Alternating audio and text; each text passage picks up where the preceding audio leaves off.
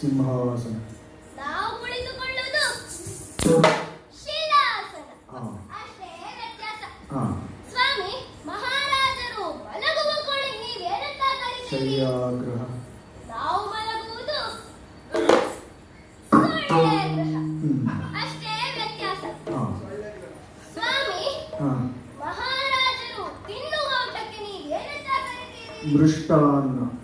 ನಾವು ತಿನ್ನುವುದು ರಾತ್ರಿ ಉಳಿದ ಅನ್ನಕ್ಕೆ ಒಗ್ಗರಣೆ ಹಾಕಿದ ಚಿತ್ರಾನ್ನ. ಅಷ್ಟೇ ವ್ಯತ್ಯಾಸ. ಬಿಡಿ ಸ್ವಾಮಿ, ಬಹಳಷ್ಟು ಮಾತನಾಡುವ ಚಪಲ ಉಂಟು. ಆದ್ರೆ ಏನ್ ಮಾಡೋದು ಹೇಳಿ? ತಕ್ಕೊಂಡದ್ದನ್ನು ಹಿಂತಿರುಗಿಸುವ ಗುಣ ನಮಗುಂಟು.